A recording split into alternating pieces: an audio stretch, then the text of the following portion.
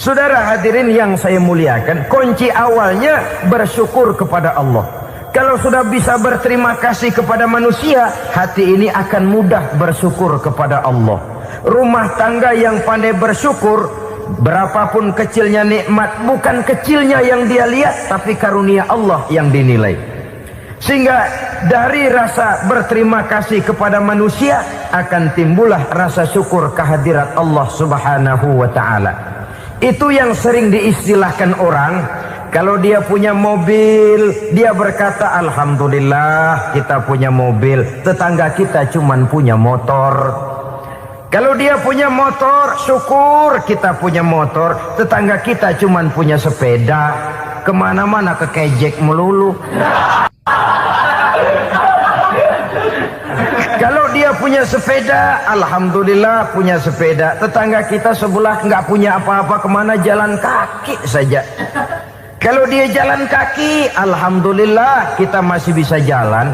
Tetangga kita sebelah lumpuh bertahun-tahun nggak kemana-mana. Kalau dia lumpuh, alhamdulillah kita masih hidup. Tetangga kita kemarin mati nggak balik lagi.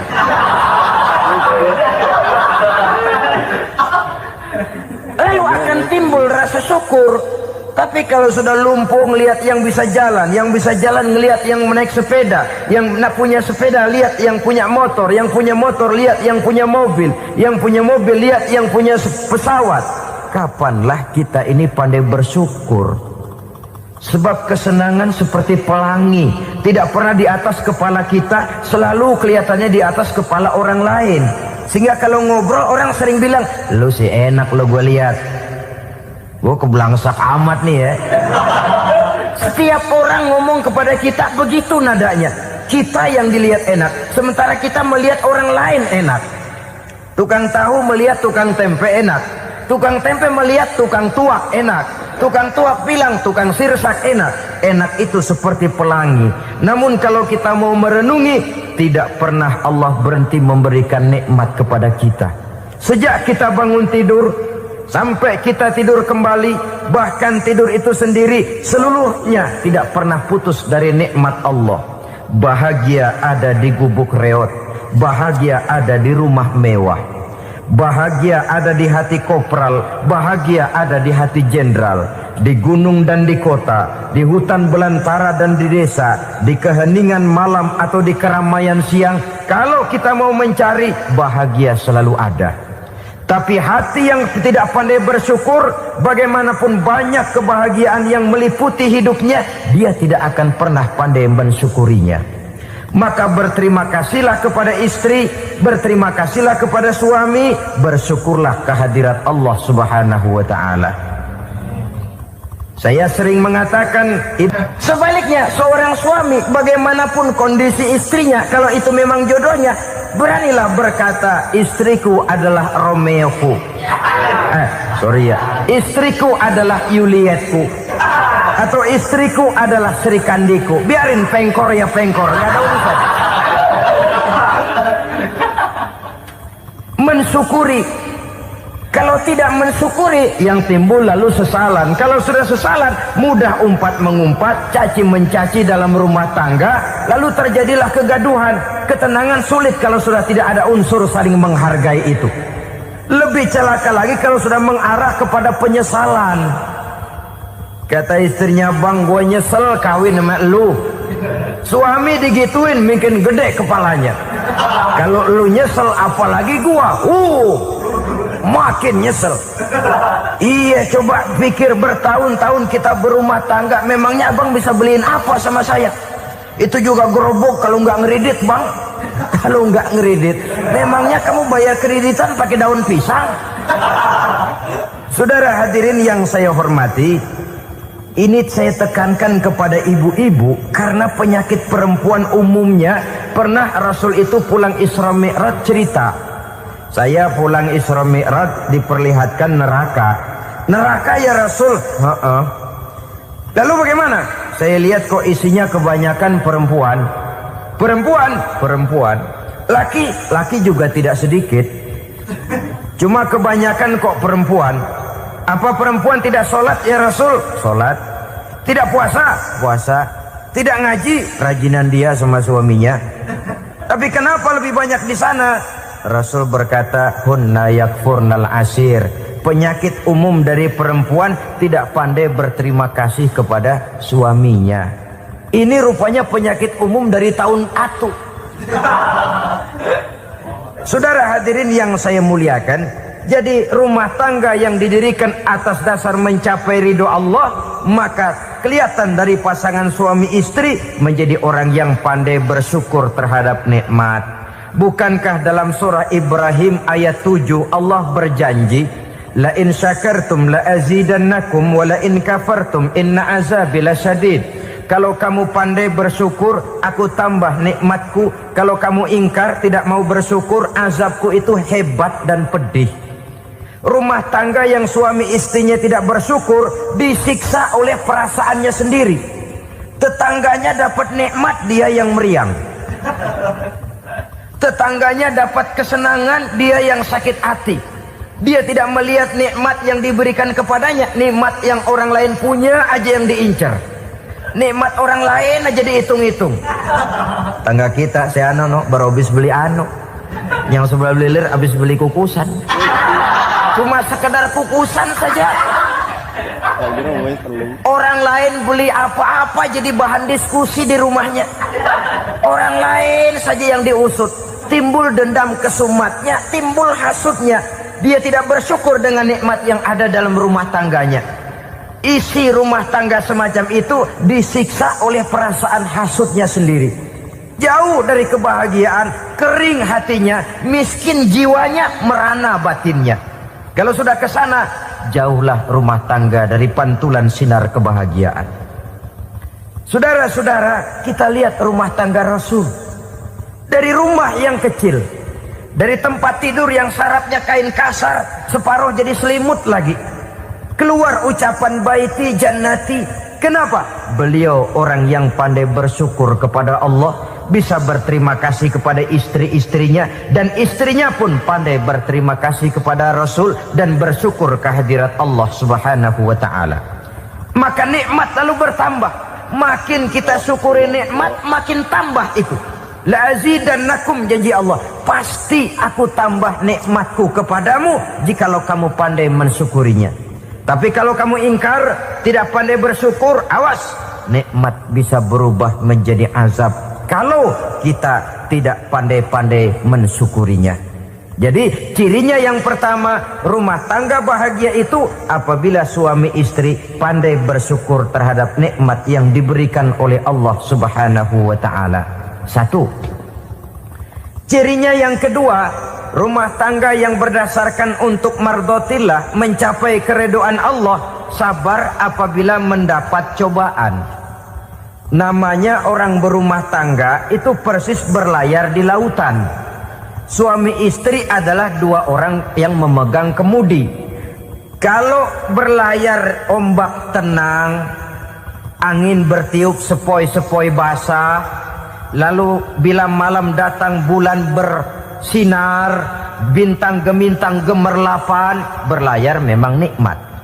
Tapi satu saat angin puting beliung bertiup, gelombang menggunung, halilintar menyambar, kemudian petir berkilat. Kalau pada saat itu suami mau ngalor, istri mau ngidul, alamat perahu patah di tengah jalan, kandas di lautan sebelum sampai ke pantai yang akan ditujunya. Oleh karenanya perlu kekompakan. Maka sejak awal seharusnya dalam akan membina rumah tangga yang bahagia, itu lebih baik bicara yang pahit-pahit saja, supaya terjadi kesamaan langkah apabila menghadapi kesulitan dan cobaan. Sabar apabila mendapat cobaan. Rumah tangga seperti kapal di lautan tadi tidak akan sunyi dari hantaman gelombang, tidak akan sepi dari tiupan angin topan, dari kilatan petir, dari sambaran halilintar. Baik suami, baik istri harus sabar menghadapi kesulitan. Kadang kesulitan dari segi ekonomi, kadang kesulitan dari segi mengarahkan dan mendidik anak-anak, kadang kesulitan karena banyak orang yang hasut dengan kita, kadang kesulitan berbagai macamlah yang menyebabkan kesulitan. Rumah tangga yang bertujuan mencapai ridho Allah sabar menghadapi segala macam kesulitan.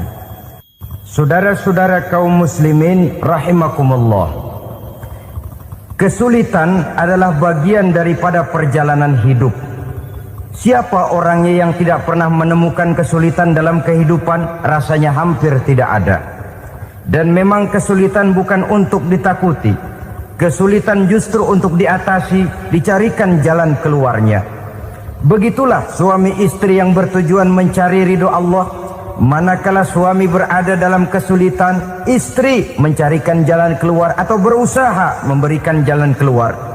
Sebaliknya, manakala istri dalam kesulitan, suami bisa mencarikan jalan keluarnya. Sabar dalam menghadapi segala macam kesulitan.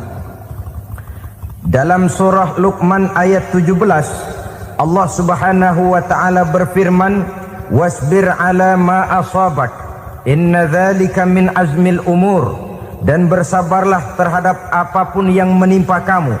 Bersabarlah terhadap segala kesulitan yang kamu hadapi, karena sesungguhnya yang demikian itu merupakan sebagian dari perkara-perkara yang telah ditetapkan oleh Allah Subhanahu wa taala.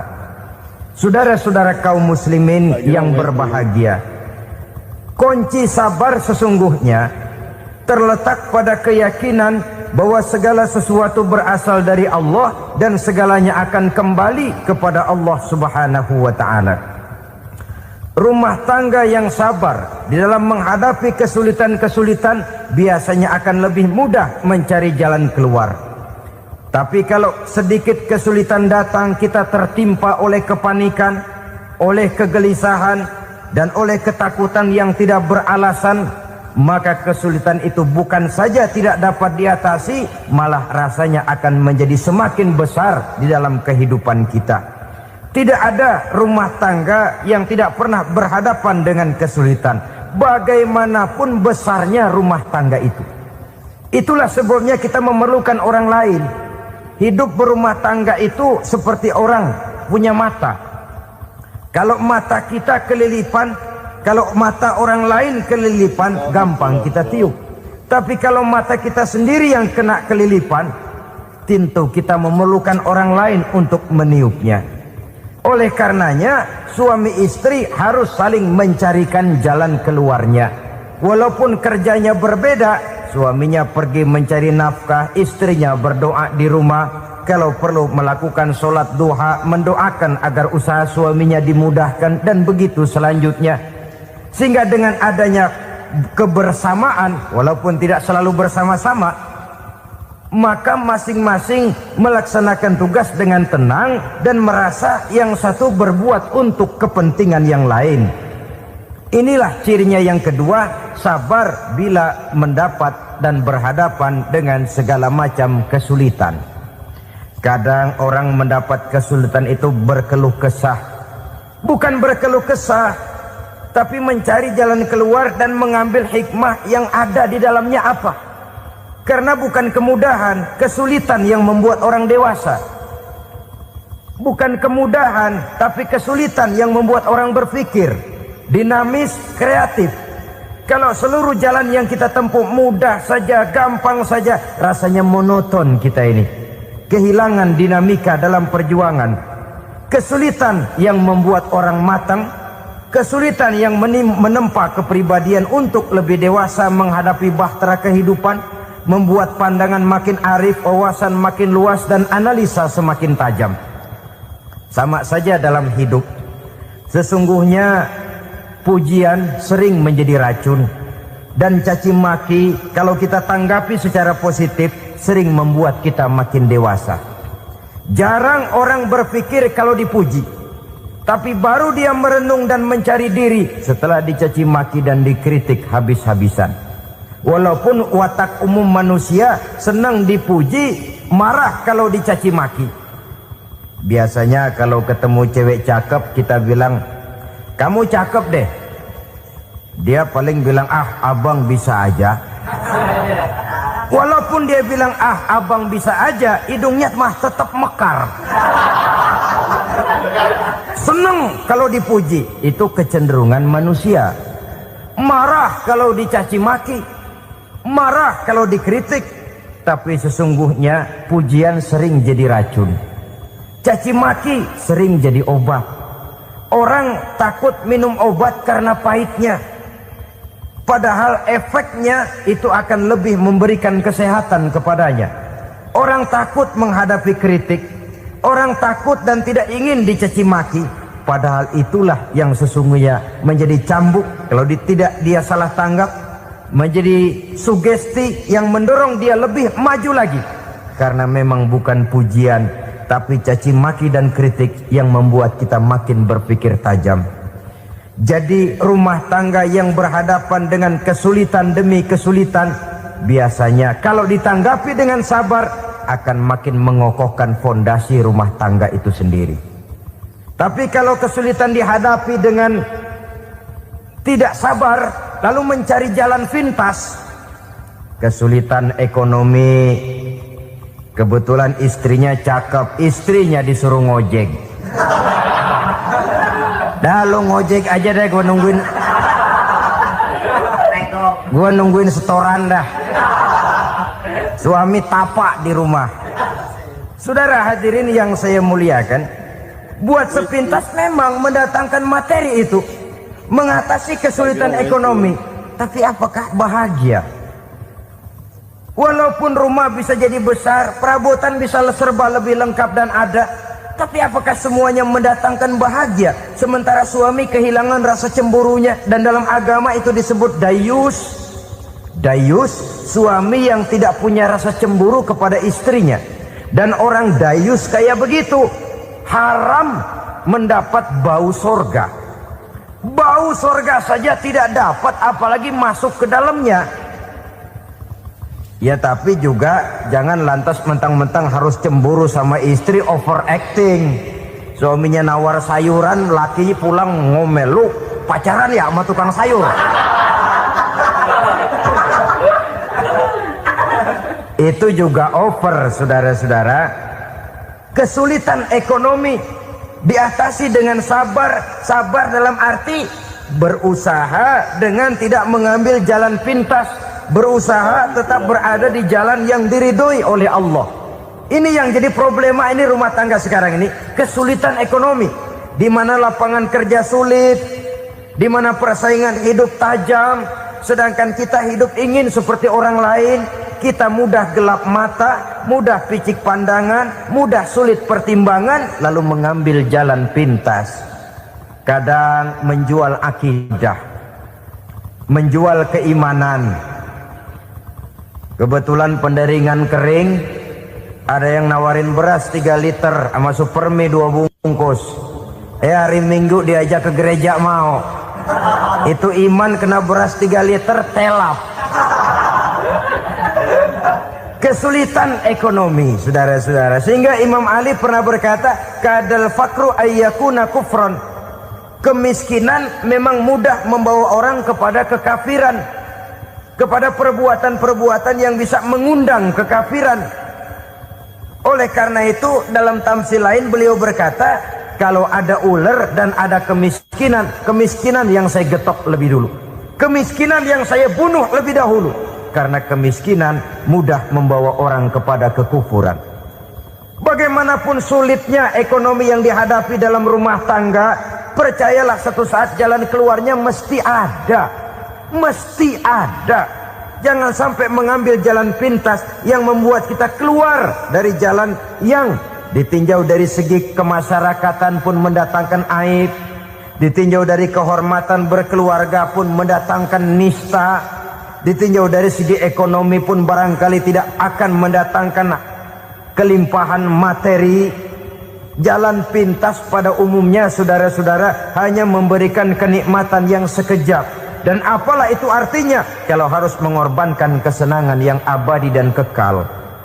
Kadang-kadang mengorbankan anaknya sendiri, anaknya dikomersilkan. Pokoknya siapa yang nyamper lu berangkat aja dah. Asal pulang nenteng pisang sama jeruk sebongsang, orang tua udah anteng aja udah. Saudara hadirin yang saya muliakan, setiap kita selalu berhadapan dengan kesulitan. Karena itu rumah tangga yang bertujuan mencapai mardhatillah, mereka sabar dalam menghadapi kesulitan. Tidak ada beras, puasa saja, puasa sunnah. Puasa sunnah, lapar tapi ada pahalanya. Daripada tidak puasa lalu ngegerundel, brengsek Tuhan. Gue sembahyang melulu, lapar juga. Sudah lapar, tidak berpahala. Bukankah Rasulullah sendiri kalau pulang ke rumah Aisyah lalu berkata, "Ya Humairah, ada makanan hari ini?" Ada makanan yang enggak ada, Bang. Alhamdulillah, kalau begitu saya puasa. Pulang dari mana-mana, perut lapar, mau makan tidak ada makanan, bukan marah, bukan ngamuk, puasa. Maka boleh puasa sunnah, niatnya udah siang, jam 10, jam 11, asal dari pagi belum makan apa-apa. Niatnya jam 10, sah, dengan catatan dari pagi belum makan apa-apa. Jangan sudah sepiring setengah baru niat, itu lain. Itu ngojek namanya itu. Pengertian dalam kesulitan. Satu malam beliau pulang dari masjid agak larut. Habis ngajar banyak yang bertanya, ketuk pintu, "Assalamualaikum." "Assalamualaikum." 3 kali beliau memberi salam, tidak ada jawaban, tidak dibukakan pintu. Rupanya istri beliau lelah bekerja di waktu siang, tidurnya pules benar. Marahkah Rasul?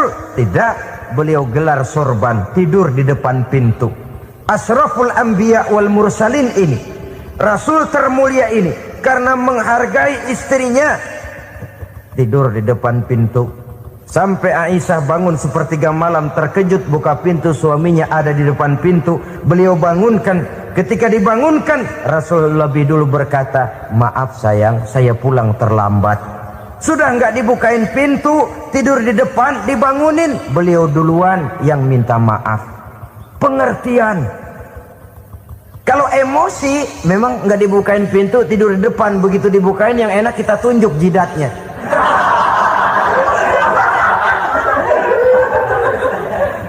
Saudara hadirin yang saya muliakan, kesulitan di dalam kehidupan merupakan bagian daripada kehidupan. Bukan untuk ditakuti, tapi untuk diatasi. Bukan untuk dihindarkan, tapi dicarikan jalan keluarnya. Hadapilah kesulitan dengan baik sangka kepada Allah, dengan lapang dada, dan dengan tetap bersabar menghadapinya. Kenapa? Karena tujuan kita mendirikan rumah tangga, mencapai ridho Allah. Kalau anak kita perjualbelikan, kalau istri kita komersilkan, kalau akidah kita jual untuk mempertahankan rumah tangga, bukankah makin jauh saja rumah tangga itu dari ridho Allah? Ini tujuan utamanya. Yang ketiga, rumah tangga yang bertujuan mardhatillah itu, suami istri yang merupakan fondasi di rumah tangga, suami sebagai pemimpin, istri sebagai pembina, selalu musyawarah dalam menyelesaikan persoalan. Walaupun istri ditakdirkan sebagai pemimpin dan suami sebagai pemimpin dan istri yang dipimpin, tapi agama menganjurkan musyawarah. Jangan mentang-mentang istri nyari duit, suami nyari duit, lalu menteleng. Segalanya mau diktator, segalanya mau sendiri. Rumah tangga yang bertujuan mencapai ridho Allah selalu didirikan atas dasar musyawarah. Sehingga apabila sesuatu itu dihasilkan dari suasana musyawarah, tidak akan melahirkan penyesalan di belakang hari. Kalau tidak, berjalan menurut seleranya masing-masing, belakangan timbul penyesalan, akhirnya main salah menyalahkan. Kalau sudah saling salah menyalahkan, itu artinya sudah saling mengungkit kekurangan masing-masing. Akibatnya tidak ada lagi saling menghargai. Jadi dengan demikian musyawarah di dalam menyelesaikan persoalan. Menghadapi kesulitan ekonomi, musyawarah. Menghadapi kenakalan anak, musyawarah. Akan membeli ini dan itu, sebaiknya juga musyawarah. Kalau merupakan hasil musyawarah, maka saudara-saudara, hasilnya pun akan dihadapi oleh bersama. Enak rasakan bersama, tidak enak rasakan bersama. Kenapa? Tadinya musyawarahnya bersama-sama juga. Lah kalau hasil sendirian, giliran enak mungkin yang satu mau ikut, giliran tidak enak yang satu nuding. Gua kata juga apa? Kan begitu akibatnya kalau tidak berdasarkan musyawarah lebih dahulu. Maka insya Allah hasil musyawarah ini setidaknya tidak akan mendatangkan sesalan di belakang hari nantinya. Saudara-saudara kaum muslimin rahimakumullah. Ciri yang keempat, sepasang suami istri yang bertujuan mencapai ridho Allah dalam upaya mencapai rumah tangga bahagia itu tawakal apabila mempunyai rencana. Tawakal berserah diri kepada Allah. Bukan berserah diri dalam artian mutlak yang mengarah kepada fatalism atau predestination. Kita sering mengartikan tawakal secara salah. Belum apa-apa sudah menyerahkan diri kepada Allah. Emang semuanya terjadi menurut maunya Allah dah. Gak usah ngapa-ngapain, bagaimana Tuhan aja dah. Lapar juga nggak usah makan, kalau takdirnya kenyang pan kenyang. Ya udah lapar terus kita. Makan dulu, perkara nanti kenyang apa tidak itu baru tawakal. Kalau sakit ke dokter, soal sembuh atau tidak baru tawakal. Artinya usaha itu ada. Setelah suami berusaha, istri berusaha, selebihnya tawakal. Apa perlunya tawakal? Apabila berhasil tidak lupa daratan, apabila berhasil tidak lupa diri, apabila gagal tidak putus asa. Sehingga dengan demikian dari tawakal ini lahirlah pondasi yang kokoh membina rumah tangga yang bahagia dalam upaya mencapai keridhaan daripada Allah Subhanahu wa taala. Apapun yang kita laksanakan di rumah tangga, tujuan intinya tetap untuk mencapai keridhaan Allah. Beli kendaraan untuk mencapai ridho Allah, lalu dipakai ngaji, dipakai ke masjid dan sebagainya. Beli peralatan rumah tangga untuk mencapai ridho Allah. Mendidik anak untuk mencapai ridho Allah. Membantu keluarga untuk mencapai ridho Allah. Dan begitu selanjutnya. Tawakal apabila mempunyai rencana. Kemudian cirinya yang kelima, suami istri yang bertujuan mencapai ridho Allah selalu mempererat silaturahmi. Sebab seperti sudah saya sampaikan pada pertemuan terdahulu, dalam berumah tangga itu ada orang tua, ada mertua. Itu cuma perbedaan istilah, tapi hakikatnya adalah sama. Jangan karena perbedaan istilah lalu menyebabkan kita berbeda sikap. Kalau sudah berbeda sikap, tentu akan melahirkan perasaan yang tidak simpatik. Sebaiknya suami istri kalau sudah berumah tangga, jadikanlah orang tua tempat cerita yang enak saja. Yang tidak enak, telan berdua. Yang pahit, rasakan berdua. Kesusahan dan kesulitan, atasi berdua. Giliran enak, ngomong sama orang tua. Giliran senang, cerita sama mertua. Sekarang kan kita balik. Kalau lagi senang duitnya banyak, anteng di rumah, kalem aja. Tapi lalu waktu susah, waktu susah, cerita kepada orang tuanya, cerita kepada mertuanya. Lalu kapan kita mau menyenangkan orang tua? Sudahlah mereka susah mendidik kita di waktu kecil, membesarkan kita, melakukan segala macam pengorbanan. Demi setelah kita berumah tangga, kesulitan rumah tangga kita tumpahkan juga kepada mereka. Pererat silaturahmi dan usahakan agar seluruh keluarga hanya menjadi tempat kita cerita yang enak-enak saja. Istilah sehari-harinya, kalau di rumah kita makan sama sayur bayam, keluar rumah diem, malah seluitan. Tetangga tanya, lu makan kayaknya enak banget apa sih? Daging ayam.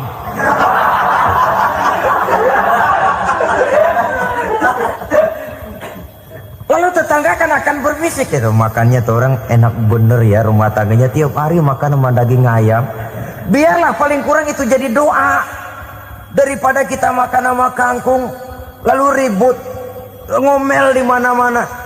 Gua kesel banget sama bini gua. Di warung ceritanya lagi. Kenapa? Saban sari gue direbusin kangkung mulu. brengsek. Di warung cerita ada RT, ada RW. Gara-gara makan sama kangkung se-RT tahu. Akhirnya mungkin kalau kita berangkat orang hitung dari jauh. Lihat, kangkung liwat.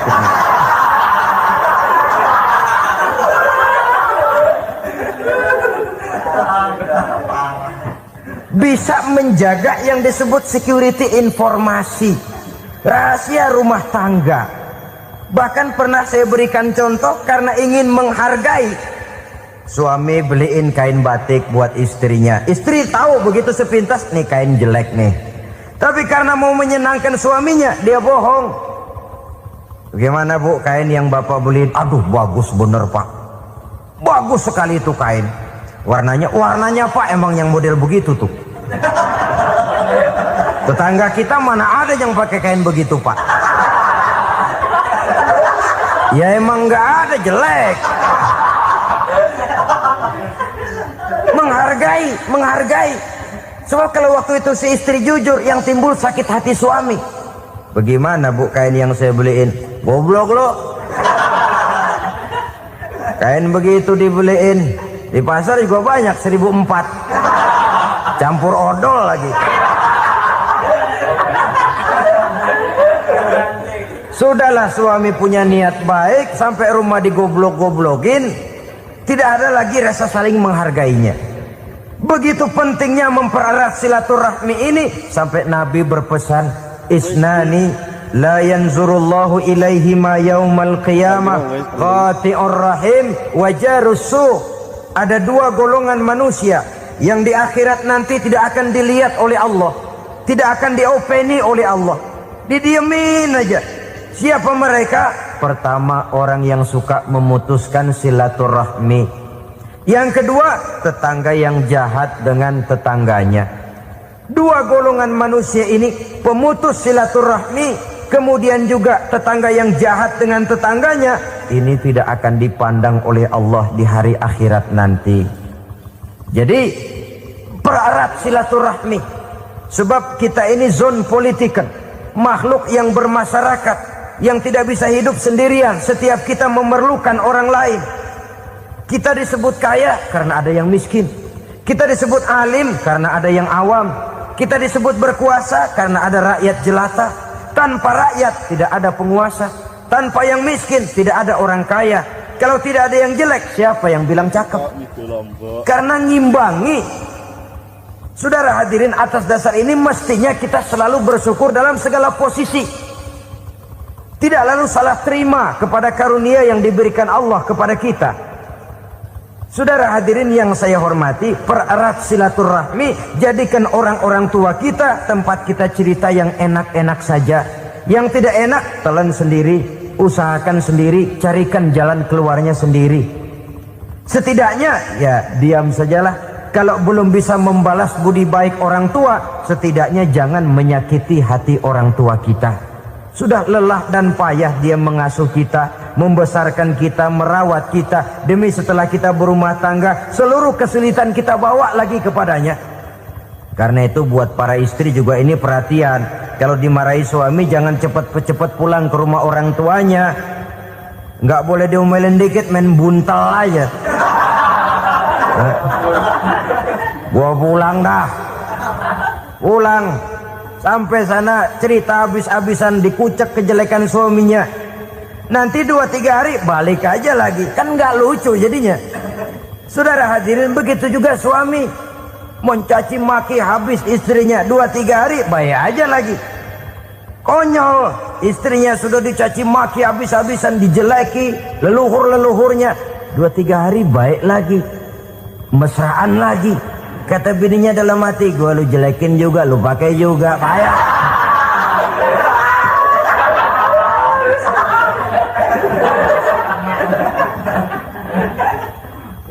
Saudara hadirin yang saya muliakan, itulah sebabnya pada awal tadi saya katakan perlunya kita mempunyai timbangan baik sebagai suami maupun sebagai istri.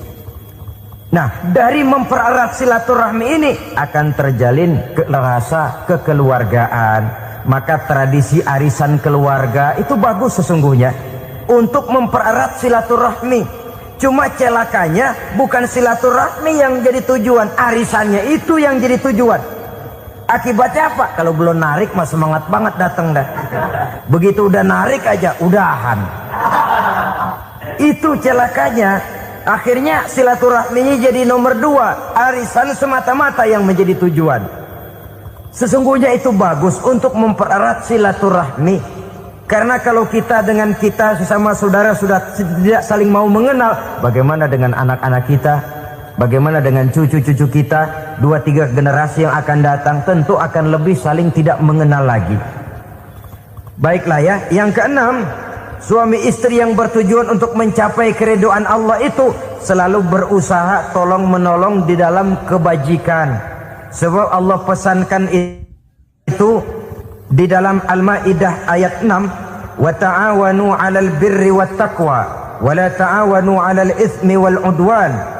Bertolong-tolonganlah kamu di dalam kebaikan, di dalam bertakwa kepada Allah. Jangan bertolong-tolongan di dalam maksiat, di dalam dosa, dan di dalam usaha yang menimbulkan permusuhan. Kalau suami marah kepada seseorang, istri jangan ngipasin. Oh bang, yang begitu mah dibayain tuman. Udah habisin aja dah. Anak-anaknya marahin sekalian. Ngipasin. Istri kesel sama tetangganya, suami ngipasin. Emang tuh tetangga kita, hahu. Habis orang dikipasin. Ta'awanu 'alal birri wat taqwa, bertolong-tolonganlah di dalam kebaikan. Istri malas ngaji, suami mendorong, memberikan sugesti. Suami malas berusaha, istri memberikan sugesti. Saling tolong menolong di dalam kebaikan dan takwa, dan jangan tolong menolong dalam dosa dan permusuhan. Kata suami, Bu, daripada kita melarat terus hidup, kita piara tuyul yuk. Kata istrinya, nah ini sudah menyimpang bang. Bersabarlah, bagaimanapun insya Allah kita tidak akan mati kelaparan. Piara tuyul itu nanti jadi pindah akidah, merusak iman, berteman dengan setan. Apalah artinya kekayaan dan kesenangan sebentar kalau harus mengorbankan kekayaan dan kesenangan yang abadi. Ini sudah alal ismi wal udwan, sesuatu yang mengandung dosa. Saudara hadirin yang saya hormati, kemudian yang keenam, berbaik sangka. Baik suami maupun istri sama-sama saling berbaik sangka. Suami melepas istri, istri melepas suami dengan hati yang ikhlas. Suami meninggalkan istri di rumah dengan jiwa yang bersih dan rasa yang aman. Ada rasa baik sangka, dan ini modal dasar. Kalau sudah dilandasi oleh buruk sangka, tentu yang lahir nanti adalah perasaan-perasaan yang tidak baik. Akibatnya sangat tidak menguntungkan. Inilah beberapa ciri dari rumah tangga yang didirikan atas dasar mardhatillah, mencapai keridhaan dari Allah.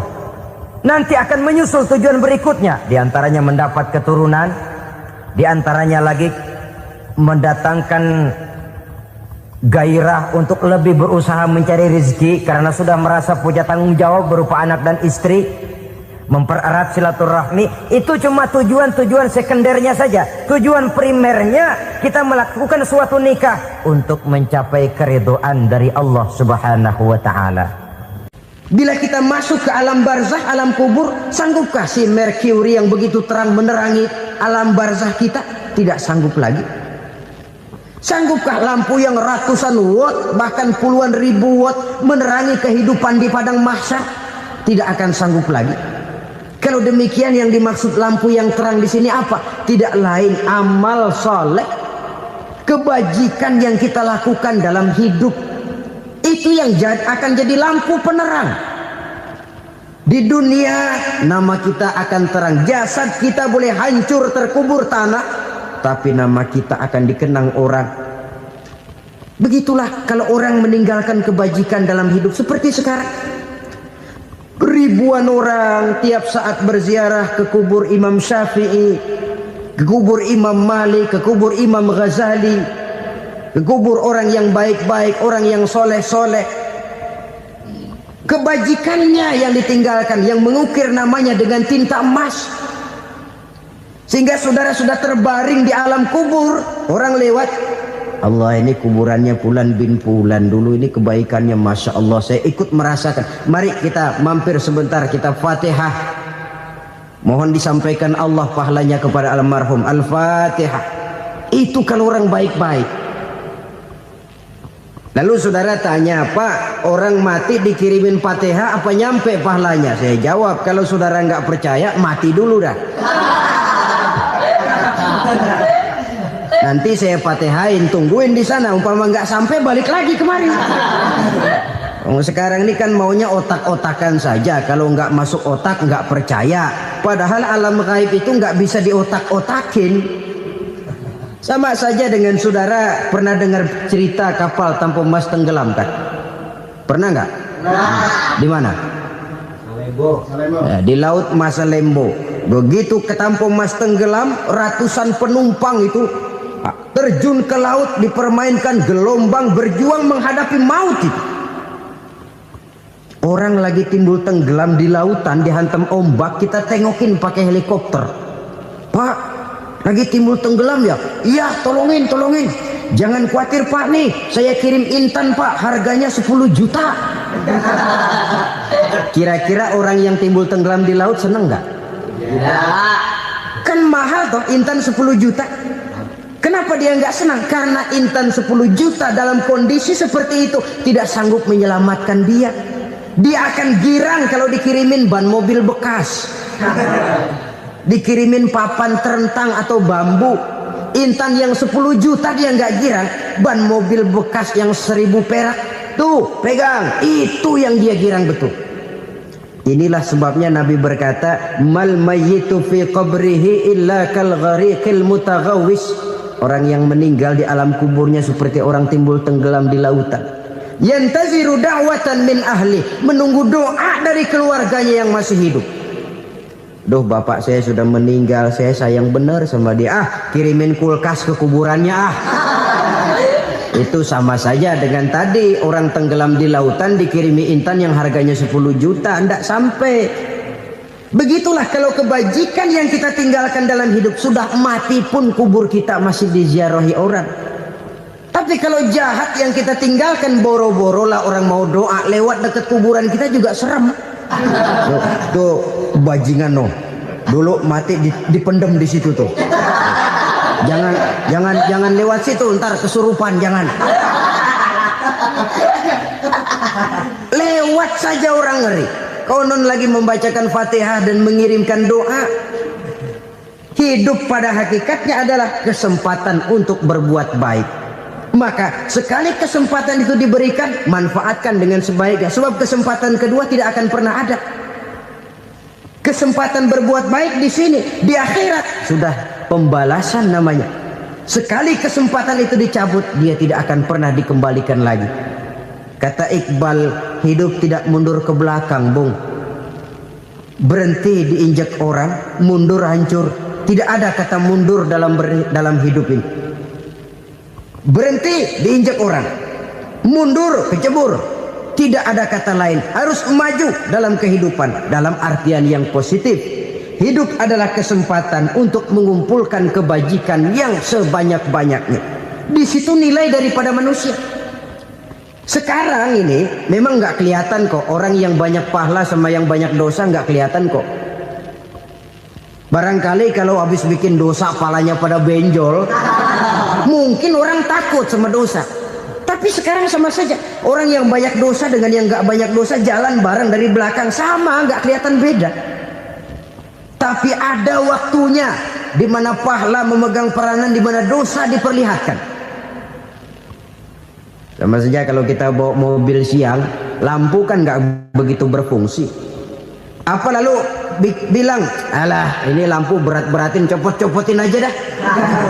Tidak perlu begitu. Kenapa? Pada suatu saat malam senja akan datang. Bila matahari terbenam, senja pun datang, gelap mulai merayap, disitulah baru terasa perlunya lampu. Pahala begitu. Sekarang orang yang nggak ada pahalanya nggak kelihatan dalam kehidupan. Tapi pada suatu saat senja kehidupan akan datang. Ajal merenggut nyawa, malam merayap, dan hidup mulai diliputi kegelapan di alam barzah. Dikala itu kalau nggak punya lampu, alangkah malangnya kita.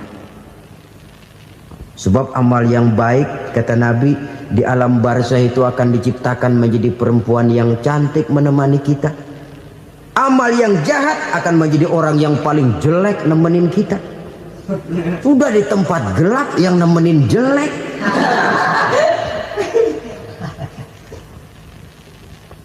Kaum muslimin rahimakumullah. Kalau demikian masalahnya, tergantunglah kita pandai memanfaatkan waktu. Al-waktu kasayf, waktu itu cepat sekali. Yang namanya waktu itu tahu-tahu. Tahu-tahu udah tahun 87. Tahu-tahu udah begitu. Tahu-tahu yang kemarin anak-anak, sekarang udah pada punya anak. Tahu-tahu saja itu. Begitu cepat waktu berlalu. Kalau tidaklah pandai kita memanfaatkannya, akan rugi kita. Nabi bersabda, "Man kana yaumuhu khairun min amsihi fahuwa rabih."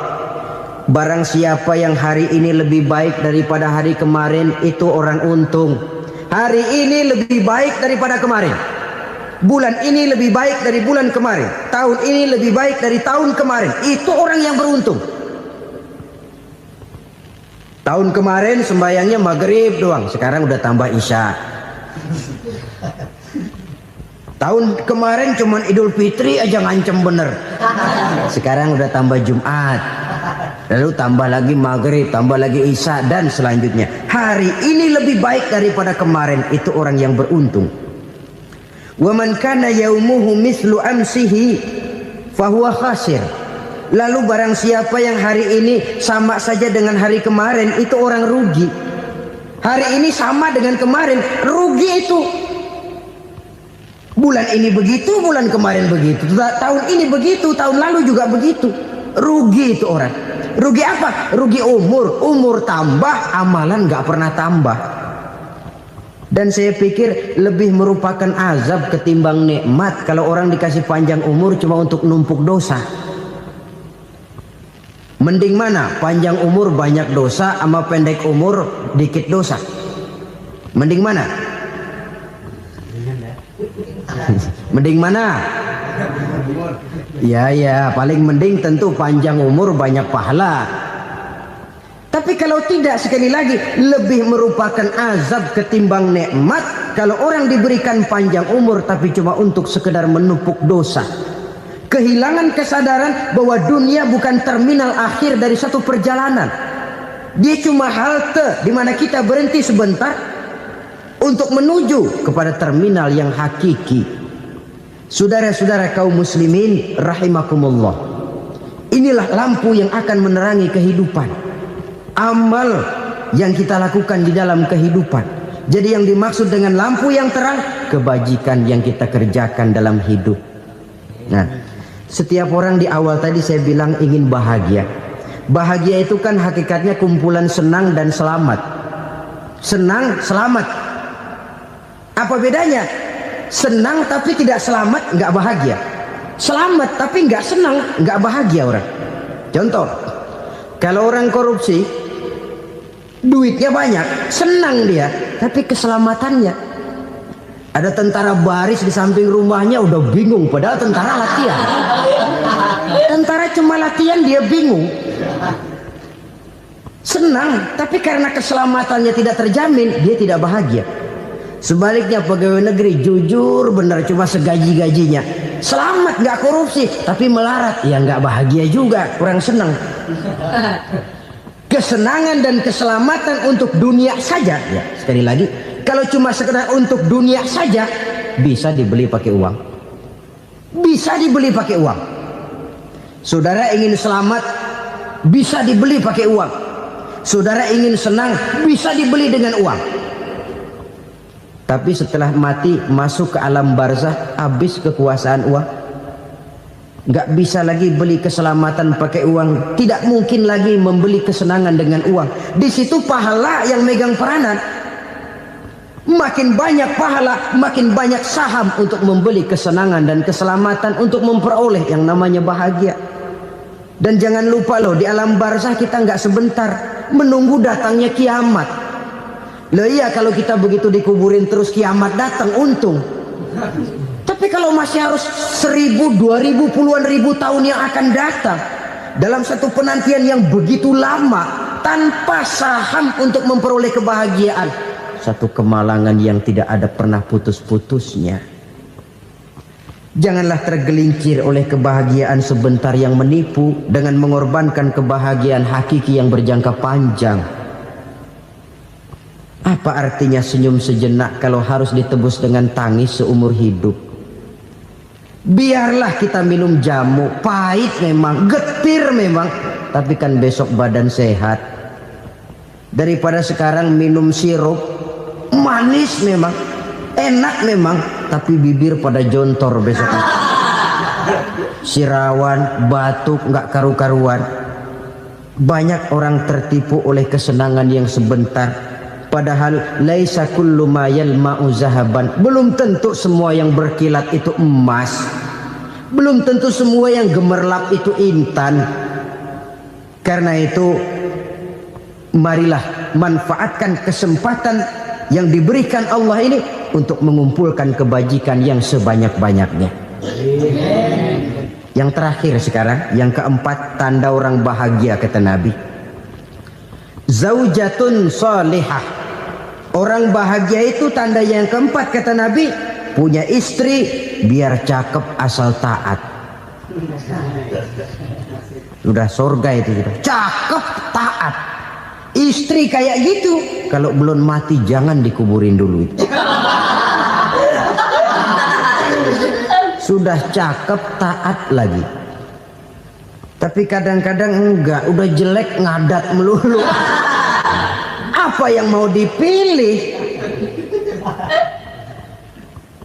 Sebab itu Quran mengatakan istri pakaian untuk suami, suami pakaian untuk istri. Kenapa suami istri diibaratkan pakaian? Alangkah tingginya gaya bahasa Quran ini. Suami istri teman hidup, hidup perjalanan panjang. Sejak kita dalam rahim sudah ada hidup kan di sini. Sampai ke alam dunia, masuk ke alam barzah, kumpul di padang mahsyar, sampai menuju akhirat, itu perjalanan hidup. Carilah istri atau suami teman hidup yang membawa manfaat tidak hanya kehidupan di dunia ini, sampai di alam barzah, sampai di padang mahsyar. Suaminya mungkin meninggal lebih dulu, atau istrinya mungkin meninggal lebih dulu, tapi suami atau istri yang masih hidup berbuat kebajikan. Suami saya meninggal, ada hartanya, saya sedekahkan, niat pahala untuk almarhum suami saya. Ini teman hidup, tidak dibatasi dan tidak bisa dipisahkan oleh maut sekalipun. Zohirnya mungkin pisah, badannya mungkin pisah, tapi hatinya, jiwanya, kebersamaannya dalam menghadapi kehidupan. Karena itu, saudara-saudara, bahasa Quran indah. Suami istri diibaratkan seperti pakaian. Apa fungsi pakaian? Pertama, pakaian jadi kebanggaan. Artinya suami harus menjadi kebanggaan istri, istri harus jadi kebanggaan suami. Yang kedua, pakaian itu kan fungsinya menutup aurat. Artinya sesama suami istri harus saling menjaga kekurangan masing-masing. Jangan malah sesama suami istri saling membongkar rahasia dan aibnya sendiri-sendiri. Istrinya diceritain jeleknya di mana-mana, atau suaminya dibongkar rahasianya di pasar umum. Itu sudah tidak lagi berfungsi sebagai pakaian. Kenapa semua ini diperlukan? Karena kita menyadari bangsa yang baik terdiri dari masyarakat yang baik. Masyarakat yang baik merupakan susunan dari warga yang baik. Warga yang baik adalah terdiri dari rumah tangga yang baik. Dan rumah tangga yang baik merupakan susunan dari pribadi yang baik. Dari situ langkah dimulai. Membangun satu bangsa yang baik diawali dengan membangun rumah tangga yang baik, dengan menciptakan pribadi-pribadi yang baik. Sehingga dari sini diharapkan berkembanglah nilai-nilai kebaikan. Orang akan bahagia mempunyai istri yang soleh. Kenapa? Tidak ada seorang suami bisa sukses jadi apapun dia, apapun profesinya, dokter kah, kiai kah, mubalik kah, petani kah, pengusaha kah, pejabat tinggi kah. Tidak ada seorang suami yang bisa sukses tanpa peran serta istrinya.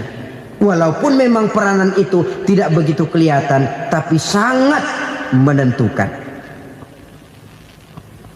Karena itu, saudara hadirin yang saya hormati, Islam sangat menghargai kaum wanita, memberikan kedudukan yang tinggi sepanjang tidak mematikan kodrat kewanitaannya.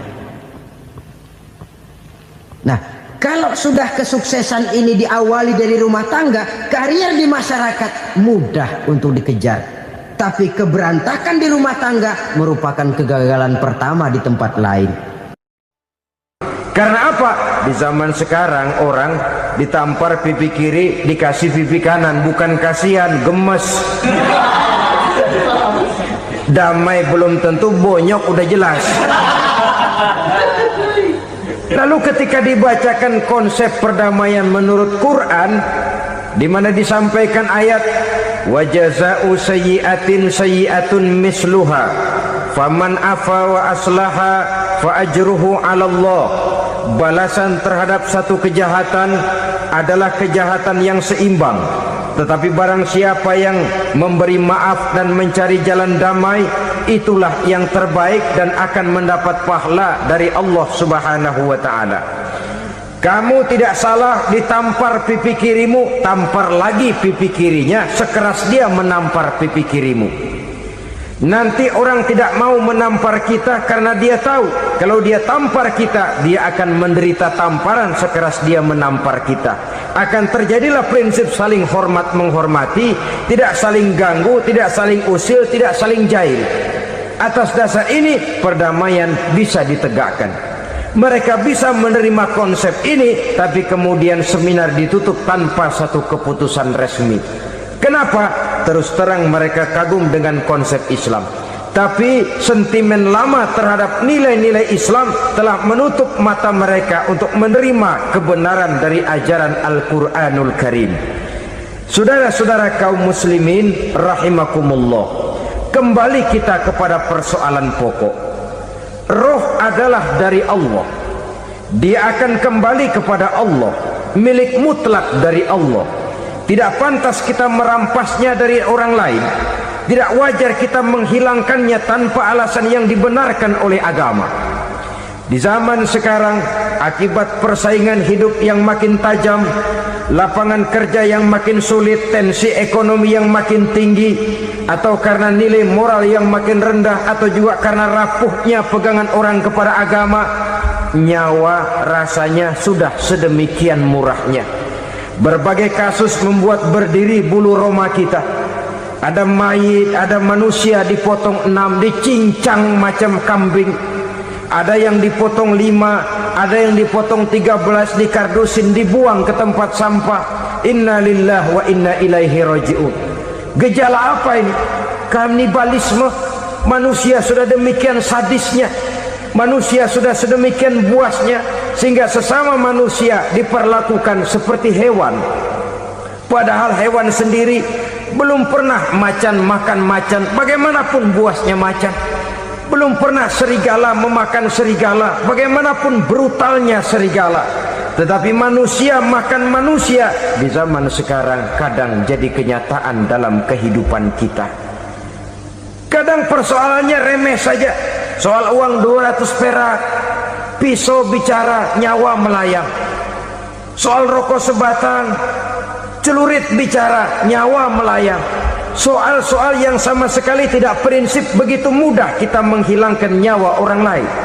Padahal Nabi pernah memperingatkan, apabila dua orang muslim sudah berkelahi dan berbunuh-bunuhan, al-qatil wal maktul finnar, yang membunuh dan yang terbunuh dua-duanya neraka. Sahabat heran, ya Rasul, kalau yang terbunuh, kalau yang membunuh masuk neraka itu sih wajar, tapi yang terbunuh kenapa neraka juga? Beliau menjawab, dua-duanya sudah punya niat untuk saling membunuh. Niatnya itu yang diponten. Yang terbunuh cuman lagi apes aja keduluan dia. Umpama tidak terbunuh, pasti dia yang akan membunuh. Oleh karenanya al-qatil wal maktul, yang membunuh dan yang dibunuh finnar, dua-duanya masuk ke dalam neraka. Islam menghormati kehidupan, tidak hanya terbatas kepada sesama muslim, orang-orang yang berlainan agama pun yang mau hidup berukun, damai, berdampingan dengan umat Islam, jiwa mereka, darah mereka dilindungi oleh nilai-nilai Islam yang disebut dengan kafir zimmi ini. Mengganggu mereka sama saja dengan mengganggu aku, kata Nabi. Jadi oleh karena itu, sayangilah sesama. Kehidupan adalah anugerah Allah, bukan wewenang kita untuk mencabutnya dari orang lain, bukan wewenang kita untuk merampas dan menghilangkannya dari orang lain. Apa yang tidak enak terjadi pada diri kita, begitu pula lah apabila terjadi pada diri orang lain. Sehingga Nabi mengatakan, la yu'minu ahadukum hatta yuhibba li akhihi ma yuhibbu li nafsihi. Belum dikatakan beriman seseorang kamu apabila dia belum mencintai saudaranya seperti ia mencintai dirinya sendiri. Apa yang enak dirasakan oleh orang lain, enak juga dirasakan oleh dia. Mengukur orang lain dengan diri sendiri. Kalau orang lain tanpa salah saya fitnah, kalau saya tanpa salah difitnah orang, enak apa enggak? Enggak, orang lain juga begitu. Kalau orang lain tanpa salah saya tempeleng kepalanya, enak apa tidak? Tidak. Orang lain juga begitu. Yang tidak enak terjadi pada diri kita, tentu tidak enak juga kalau terjadi pada orang lain. Mengukur orang lain dengan diri sendiri, sehingga tidak timbul sifat egois, tidak menari di atas bangkai orang lain, tidak mendirikan kebahagiaan di atas untayan air mata orang lain. Sehingga dengan demikian, saudara-saudara, dia bisa menghormati kehidupan, menghormati orang lain sebagaimana dia ingin dihormati. Untuk menghancurkan nilai-nilai iman, dibanjiri kita dengan paham-paham yang merusak dan mendangkalkan akidah. Baik ia bernama materialisme, baik ia bernama sekularisme, baik ia bernama banjirnya maksiat dan munkarat, baik ia bernama banjirnya peradaban dan kebudayaan yang menghancurkan moral daripada anak-anak kita. Sedikit demi sedikit melenturkan dan melunturkan nilai-nilai keimanan kita, untuk kemudian pada waktunya nilai iman itu akan bertukar dan berganti menjadi nilai syirik kepada Allah Subhanahu wa ta'ala. Atau pada sisi lain, menjadikan yang selain Allah sebagai tujuan akhir daripada kehidupan kita. Sedangkan kita sama-sama maklum bahwa di dalam pandangan agama Islam, dosa yang tidak berampun, dosa yang terbesar, termasuk dalam kategori bapak moyangnya dosa, tidak lain adalah syirik, yakni menyekutukan Allah Subhanahu wa ta'ala. Pola penghancuran iman ini memang berstrategi. Ditawarkan kita kepada paham materialisme, paham kebendaan, di mana otak menempati urutan sebagai ranking pertama, Tuhan jatuh pada urutan kedua. Lalu menyusul kepada paham sekularisme, Allah dipisahkan dari seluruh kegiatan hidup ini, untuk pada gilirannya menjadikan yang selain Allah sebagai tujuan akhir daripada seluruh kegiatan hidup kita. Oleh karenanya, kewajiban menjaga nilai-nilai iman ini merupakan kewajiban yang mulia tetapi berat. Tidak hanya untuk kita, tetapi juga bagaimana mewariskannya kepada anak-anak kita, generasi yang akan datang. Orang-orang tua bijaksana yang diceritakan di dalam Al-Quran, kalau sudah berpikir tentang anak-anaknya, pertanyaan yang paling mereka risaukan ialah, ma ta'buduna min ba'di. Anakku, kalau pada satu saat aku, ayahmu sudah tidak ada lagi di dunia ini, meninggalkan kamu semua, ma ta'buduna min ba'di, apa yang akan kamu sembah nak?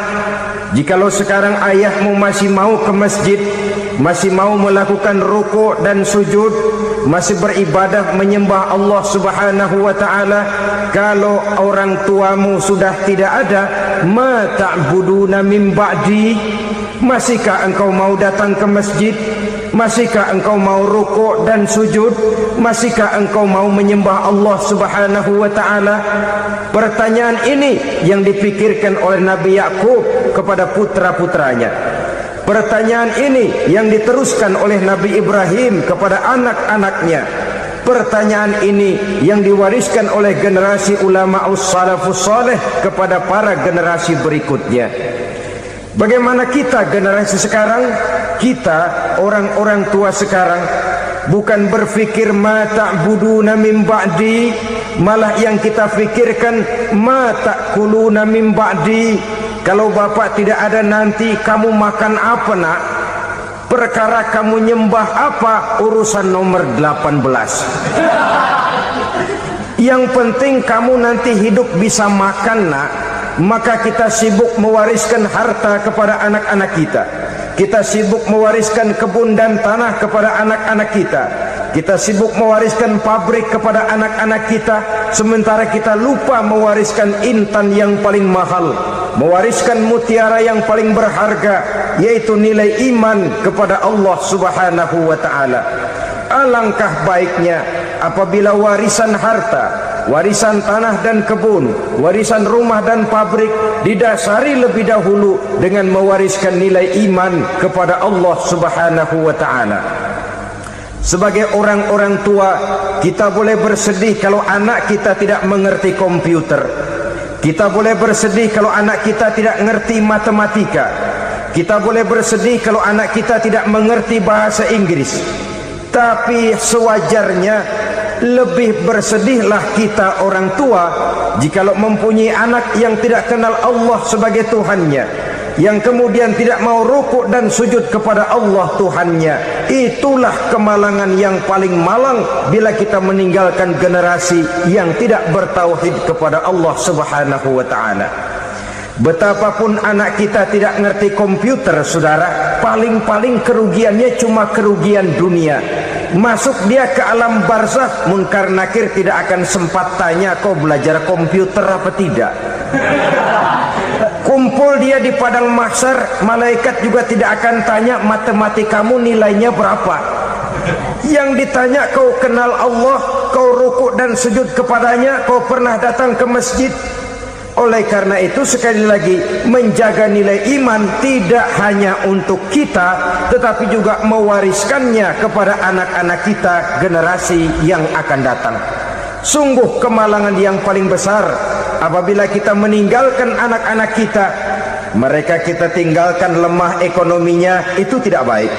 Mereka kita tinggalkan lemah otaknya, itu pun akan membuat mereka tertinggal oleh yang lain. Tapi yang paling celaka, jikalau kita tinggalkan mereka dalam kondisi lemah imannya, rapuh akidahnya, tidak baik dan tidak betul keyakinan hidupnya. Oleh karena itu Nabi berpesan, jauhilah 7 perkara yang merusak. Yang pertama, syirik kepada Allah Subhanahu wa taala. Menyekutukan Allah baik dalam ucapan, dalam keyakinan ataupun dalam perbuatan. Ini perkara pertama yang termasuk 7 perusak besar di dalam kehidupan.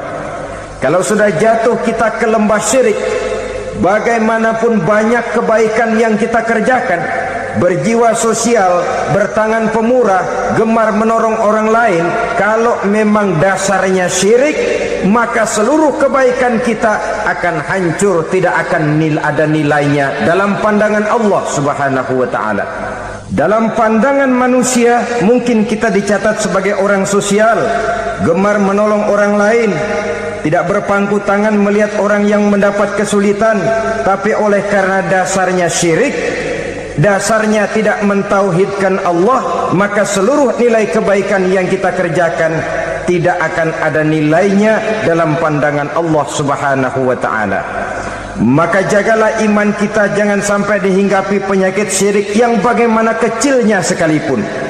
Sekali lagi, baik syirik dalam bentuk ucapan, syirik dalam bentuk keyakinan, sampai kepada syirik dalam bentuk perbuatan, kita berhindar kepada sifat-sifat yang sedemikian itu. Karena apa? Dalam satu ayat Quran Allah Subhanahu wa taala menjelaskan, innallaha la yaghfiru ayyushraka bih wa yaghfiru ma duna dzalika liman yasha. Allah tidak akan memberi ampun kepada orang-orang yang menyekutukannya, tapi Allah masih mau memberikan ampun kepada dosa-dosa yang selain itu bagi orang-orang yang dikehendakinya. Dosa selain syirik, apabila kita bertaubat, Allah masih mau mengampuni. Tapi kalau sudah jatuh ke tempat syirik, itu sudah dosa yang tidak berampun. Taubatnya tidak lain melepas syirik, kembali kepada tauhid, berkeyakinan bahwa hanya ada Allah Subhanahu wa taala, Tuhan satu-satunya yang lam yalid wa lam yulad wa lam yakul lahu kufuwan ahad. Tidak beranak, tidak pula diperanakkan, dan tidak satupun yang dapat menyerupai Tuhan Allah Subhanahu wa taala. Saudara-saudara kaum muslimin rahimakumullah, bahwa kita di zaman sekarang memang tidak menyembah berhala, ya. Bahwa kita tidak berterang-terangan mengatakan Tuhan lebih dari satu, memang. Bahwa kita tidak berkeyakinan Tuhan itu punya anak atau diperanakkan, tentu. Tapi dalam perbuatan dan i'tiqad, kita kadang-kadang jatuh tanpa kita sadari ke tempat yang bernama syirik ini. Oleh karenanya, di zaman di mana teknologi makin canggih, di mana kemajuan pembangunan makin menjangkau berbagai aspek kehidupan, diperlukan keseimbangan antara kemajuan fisik material dengan kemajuan mental spiritual. Apabila tidak ada keseimbangan yang terwujud, tentulah kepincangan yang diawali dengan pincangnya cara kita berpikir, sehingga pada akhirnya akan mengarah kepada pincangnya cara kita berbuat dan bertindak di dalam kehidupan kita. Oleh karena itu Nabi berpesan, jauhilah sifat syirik, karena syirik merupakan dosa yang teramat besar. Ini sifat merusak yang pertama. Yang kedua, kata Nabi, wasihra, jauhilah sihir. Sihir ini juga termasuk perkara yang merusak kehidupan. Kita semua sama-sama maklum bahwa sihir sebenarnya bukan persoalan baru. Sejak sebelum datang Islam, sihir itu sudah ada. Di zaman Yunani kuno, sihir ada. Di zaman Mesir kuno, di zaman Cina kuno, dan yang lain-lain yang serba kuno, sihir itu sudah ada. Bahkan para nabi pun, para rasul yang diutus oleh Allah Subhanahu wa taala, senantiasa berhadapan dengan ahli-ahli sihir untuk menguji kebenaran dari misi yang mereka bawa.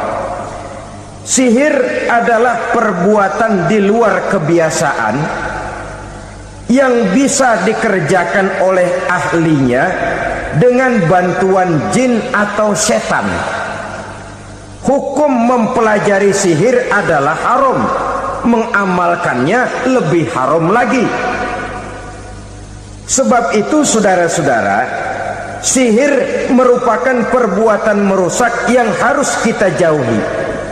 Ciri-ciri daripada perbuatan sihir, pertama, ia mengandung tipuan, bayangan khayal. Di zaman Nabi Musa misalnya, orang melihat tambang-tambang itu seperti ular. Nabi Musa melayangkan tongkatnya menjadi ular-ular besar yang memakan ular-ular kecil ciptaan tukang-tukang sihir Fir'aun tadi.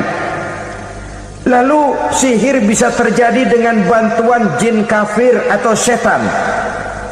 Kemudian ciri yang ketiga, sifatnya halus dan tersembunyi. Taruh Kalau kata ada seorang ahli sihir yang mempergunakan ayat-ayat Quran sebagai jompa-jampe, sebagai baca-bacaan, itu cuma sekedar kedok. Tujuannya tidak lain menjadikan agama sebagai ketok untuk membenarkan cara yang dimurkai oleh Allah Subhanahu wa taala. Satu hadis yang diriwayatkan oleh Imam Bazar dan Tabrani, Nabi berpesan, "Laisa minna man tatayyara lahu au takahhana au tukuhina lahu au sahira lahu." Tidak termasuk ke dalam golonganku, kata Nabi, tidak termasuk umatku. Siapa mereka? Man tatayyara lahu, orang yang bertatoyur. Apa tatoyur itu? Dari kalimat toyaro, artinya terbang. Toir biasa diartikan dengan burung. Tatoyaro percaya kepada suara-suara burung. Man tatayyara lahu, mempercayai, meyakini dengan benar-benar kepada suara beburungan. Kan suka ada itu, nah bunyi burung tuh, maling liwat. Maling liwat, burung bunyi, maling liwat. Itu termasuk tatayyara lahu, percaya kepada suara burung. Kan aneh kalau suara orang nggak dipercaya, suara burung malah dipercaya. Ada ustadz ceramah, kiai ngaji, nggak mau didengerin, burung dengerin bener. Nah, suaranya dari sebelah mana? Belah kulon. Nah, itu tandanya ano. Habis dihitung-hitung. Itu termasuk tatayyara lahu.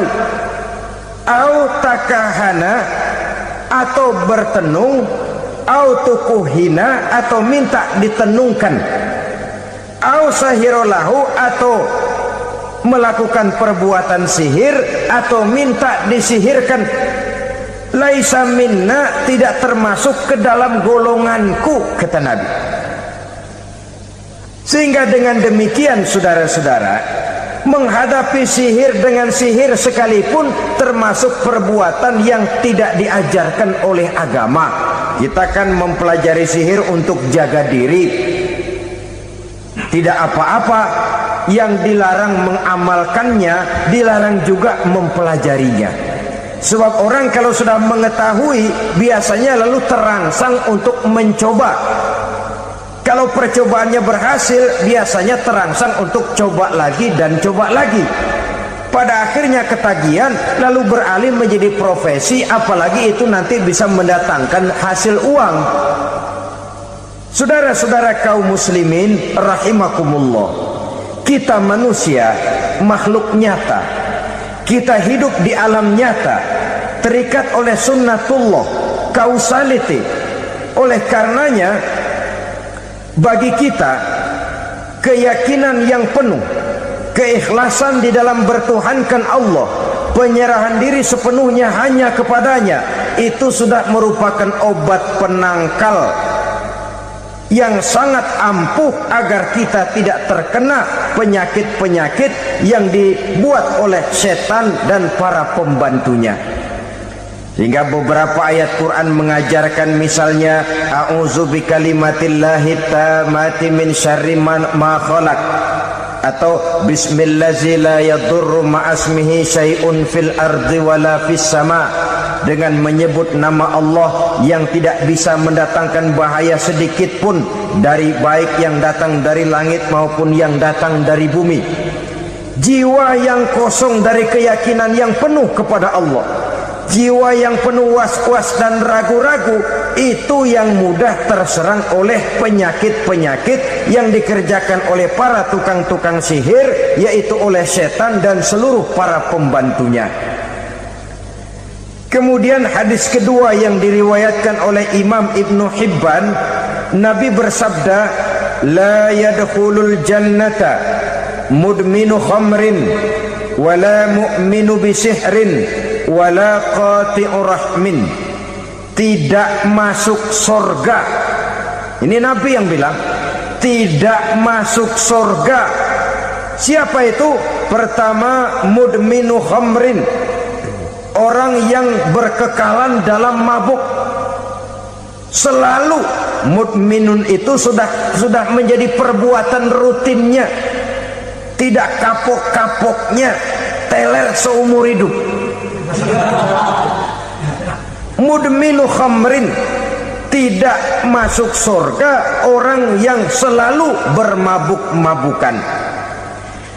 Yang kedua, wala mu'minu bisihrin, orang mukmin tapi main sihir. Ini juga oleh Nabi diperingatkan, tidak akan masuk surga orang mukmin tapi suka main sihir. Wala qati'ur rahmin, dan tidak juga orang yang memutuskan silaturahmi. 3 macam manusia yang diperingatkan Nabi tidak akan masuk surga: orang yang selalu mabuk, orang mukmin yang main sihir, dan orang yang memutuskan silaturahmi. Saudara-saudara kaum muslimin rahimakumullah.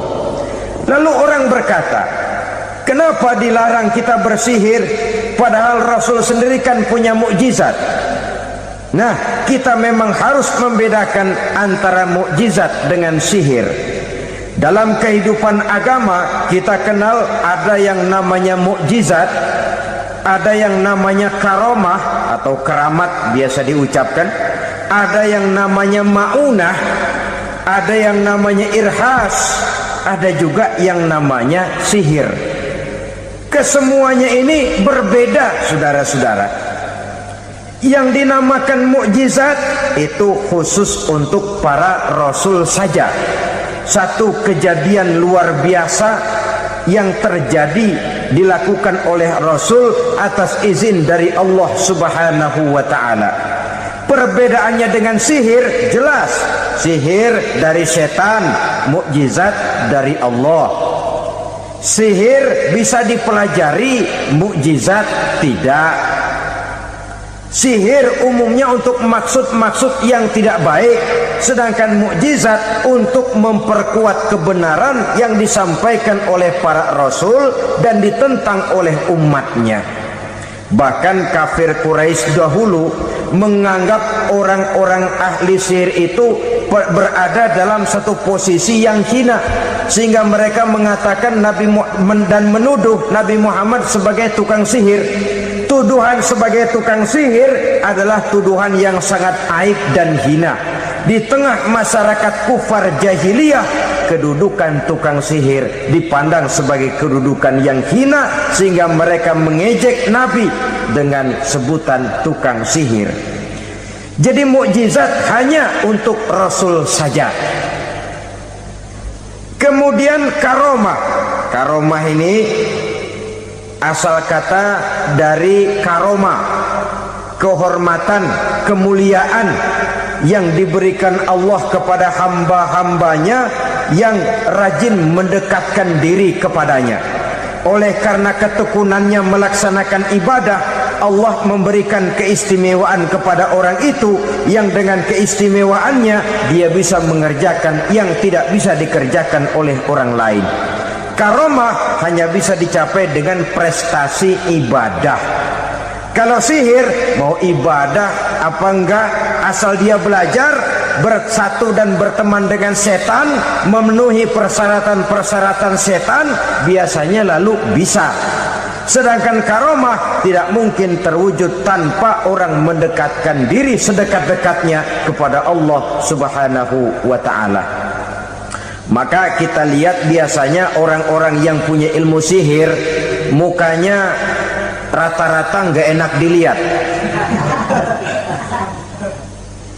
Kumuh, jauh dari air wudhu, jauh dari sujud kepada Allah, malah berteman dengan setan, menjadi pelayan-pelayannya setan. Saudara-saudara, adapun maunah, keistimewaan yang diberikan Allah kepada hamba-hambanya yang belum sampai kepada tingkat wali, tapi orang itu lebih banyak kebaikannya daripada kesalahannya. Umpamanya, saudara jalan bertiga di pinggir jalan, saudara ada pada posisi di tengah, lalu bertiga ini ketabrak mobil. Menurut perhitungan saudara mati lebih dahulu. Tapi terjadi hal yang aneh, dua teman saudara mati, saudara malah cuma luka dan lecet sedikit saja. Apa itu? Kalau kita lebih banyak kebaikannya daripada kesalahannya, itu yang dinamakan ma'unah, pertolongan yang diberikan Allah kepada hamba-hambanya yang lebih banyak kebaikannya daripada kesalahannya. Sedangkan yang dinamakan irhas, kejadian luar biasa pada diri seseorang pada waktu dia masih kecil, yang menunjukkan tanda-tanda keistimewaannya. Itu umumnya pada para nabi pada usia kecilnya sudah ada irhas, tanda-tanda istimewa. Jelas baik mukjizat, karomah, maunah maupun irhas berbeda dengan sihir. Sihir ini jelas saja merupakan bantuan dan persekutuan antara manusia dengan setan. Padahal setan, kata Allah dalam Al-Quran, innahu lakum aduwwum mubin, sesungguhnya setan bagi kamu adalah musuh yang sangat jelas. Saudara-saudara kaum muslimin rahimakumullah, di zaman sekarang dalam menghadapi beban kehidupan yang makin pelik, menghadapi stres yang tidak kunjung selesai, menghadapi persoalan-persoalan yang teramat berat, orang sering mencari jalan keluar kepada hal-hal yang menurut pendapatnya bisa meringankan beban moralnya itu. Pergilah dia mencari sesuatu yang dapat meringankan bebannya.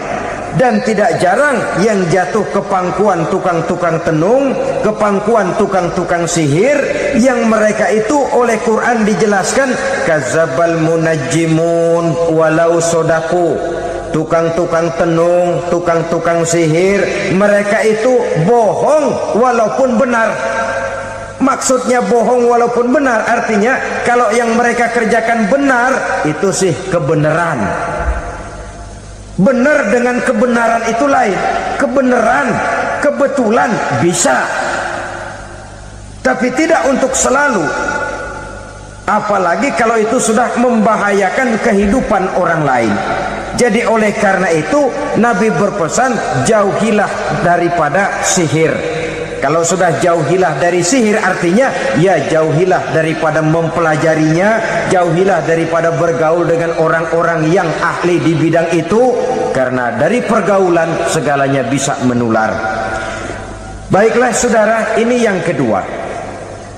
Yang ketiga pesan Nabi, wa qatlan nafsil lati harramallahu illa bil haqq, membunuh orang lain dengan cara yang tidak benar, membunuh orang yang diharamkan oleh Allah Subhanahu wa taala untuk melakukannya kecuali dengan alasan yang benar.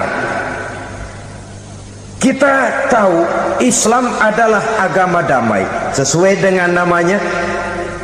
Ia tidak dikembangkan dengan pedang dan kekerasan. Ia dikembangkan dengan keteladanan dan tuntunan moral. Oleh karena Islam bukan agama kekerasan, Islam pun tidak mementingkan dan mengajarkan kekerasan kecuali dengan alasan yang benar dan bisa dipertanggungjawabkan. Membunuh dengan sengaja, menghilangkan nyawa orang lain tanpa alasan yang bisa dibenarkan adalah merupakan dosa besar dan satu di antara 7 perkara yang bisa mendatangkan kerusakan dalam kehidupan dan yang hendaknya harus kita jauhi. Saudara-saudara kaum muslimin rahimakumullah, beberapa waktu yang lalu di sebuah kota kecil yang indah bernama New Auckland. Saudara tahu New Auckland? Itu dari Gunung Kidul masih ngidul lagi. Pernah diadakan satu seminar yang membicarakan bagaimana menyelamatkan masyarakat manusia dari bahaya Perang Dunia Ketiga. Diperkirakan kalau terjadi Perang Dunia Ketiga, manusia tidak akan tersisa. Sebab apa? Pada waktu itu cadangan nuklir yang dimiliki oleh bersama Amerika dan Rusia konon sudah sanggup memusnahkan 6 miliar manusia pada saat jumlah manusia baru 5 miliar. Jadi kelebihan nuklir dunia ini. Kalau terjadi perang dunia ketiga, sulit manusia untuk tersisa. Maka dibahaslah di dalam seminar itu, wah, supaya tidak terjadi perang dunia ketiga, maka perlombaan membuat senjata-senjata canggih, alat-alat pembunuh modern harus segera dibatasi. Dibahas, tidak mungkin kita membatasi perlombaan membuat senjata. Kenapa? Makin maju ilmu dan teknologi, makin canggih senjata yang ditemukan. Atom sudah meningkat menjadi nuklir, nuklir sudah meningkat menjadi neutron, dan kita tahu bom yang bernama neutron ini bom yang cukup membunuh tanpa perlu merusak. Artinya kalau dia diledakkan di kota kita ini, bangunan utuh, jembatan tidak ambruk, rumah-rumah tetap berdiri, tapi semua yang bernama hidup mati. Itu katanya lebih sopan dari bom atom. Sebab kalau si atom ini sudah membunuh, merusak pula. Neutron cukup membunuh saja tanpa perlu merusak. Jadi majunya senjata-senjata teknologi sebagai akibat yang logis dari kemajuan ilmu pengetahuan ini tidak bisa kita batasi. Dan memang sebenarnya yang bahaya bukan senjatanya, tapi manusia yang mengendalikan senjata itu.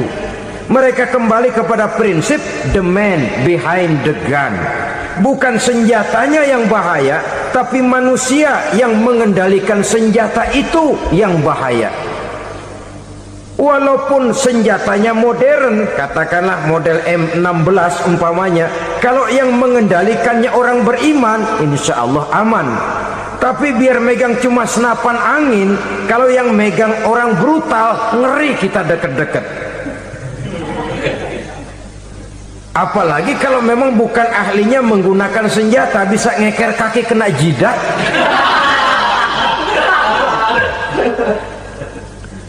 Mereka kembali kepada prinsip lama yang tetap baru, bukan senjatanya yang harus dibatasi, manusia yang mengendalikan senjata itu yang perlu dibicarakan. Nah, kalau begitu, agar manusia tidak mempergunakan senjata sewenang-wenang, apa yang harus kita lakukan? Ya, manusianya harus bermoral. Ya, tapi moral yang mana? Di dunia ini banyak ajaran tentang moral. Itu pun mudah saja. Di sini kan kita undang saja ahli dari berbagai agama untuk membicarakan konsep perdamaian menurut agamanya masing-masing. Baik, setuju itu? Setuju.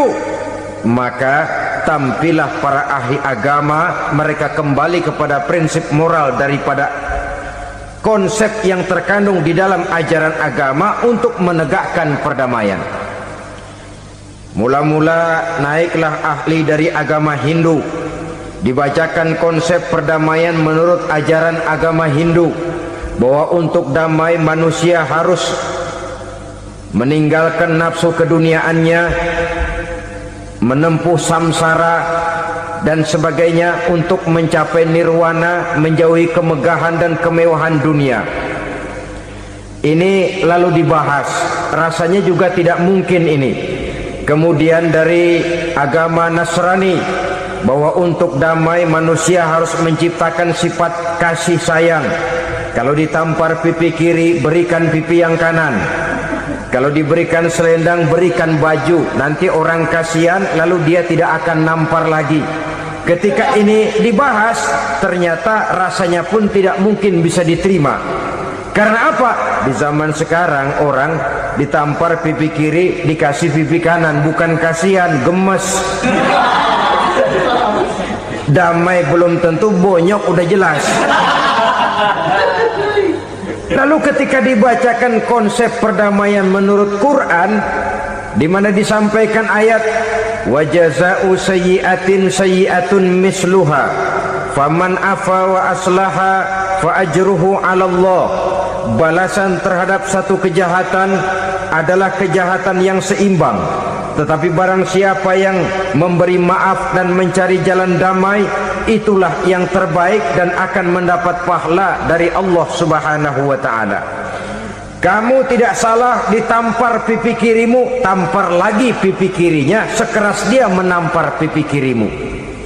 Nanti orang tidak mau menampar kita karena dia tahu kalau dia tampar kita, dia akan menderita tamparan sekeras dia menampar kita.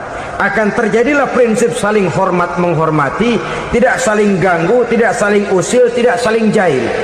Atas dasar ini perdamaian bisa ditegakkan. Mereka bisa menerima konsep ini, tapi kemudian seminar ditutup tanpa satu keputusan resmi. Kenapa? Terus terang mereka kagum dengan konsep Islam, tapi sentimen lama terhadap nilai-nilai Islam telah menutup mata mereka untuk menerima kebenaran dari ajaran Al-Quranul Karim. Saudara-saudara kaum muslimin rahimakumullah, kembali kita kepada persoalan pokok. Roh adalah dari Allah, dia akan kembali kepada Allah, milik mutlak dari Allah. Tidak pantas kita merampasnya dari orang lain. Tidak wajar kita menghilangkannya tanpa alasan yang dibenarkan oleh agama. Di zaman sekarang, akibat persaingan hidup yang makin tajam, lapangan kerja yang makin sulit, tensi ekonomi yang makin tinggi, atau karena nilai moral yang makin rendah, atau juga karena rapuhnya pegangan orang kepada agama, nyawa rasanya sudah sedemikian murahnya. Berbagai kasus membuat berdiri bulu roma kita.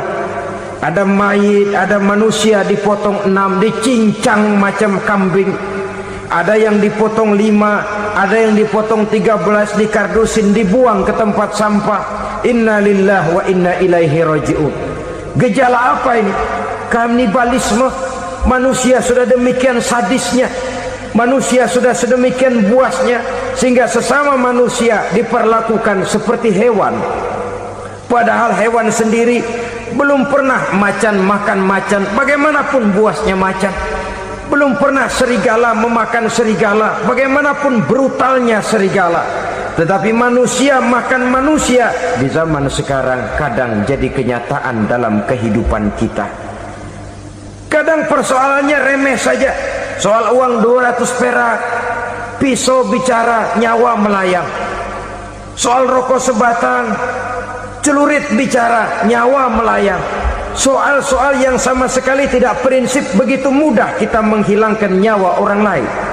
Padahal Nabi pernah memperingatkan, apabila dua orang muslim sudah berkelahi dan berbunuh-bunuhan, al-qatil wal maktul finnar, yang membunuh dan yang terbunuh dua-duanya neraka. Sahabat heran, ya Rasul, kalau yang terbunuh, kalau yang membunuh masuk neraka itu sih wajar, tapi yang terbunuh kenapa neraka juga? Beliau menjawab, dua-duanya sudah punya niat untuk saling membunuh. Niatnya itu yang diponten. Yang terbunuh cuman lagi apos aja, keduluan dia. Umpama tidak terbunuh, pasti dia yang akan membunuh. Oleh karenanya al-qatil wal maktul, yang membunuh dan yang dibunuh finnar, dua-duanya masuk ke dalam neraka. Islam menghormati kehidupan, tidak hanya terbatas kepada sesama muslim. Orang-orang yang berlainan agama pun yang mau hidup berukun, damai, berdampingan dengan umat Islam, jiwa mereka, darah mereka dilindungi oleh nilai-nilai Islam yang disebut dengan kafir zimmi ini. Mengganggu mereka sama saja dengan mengganggu aku, kata Nabi.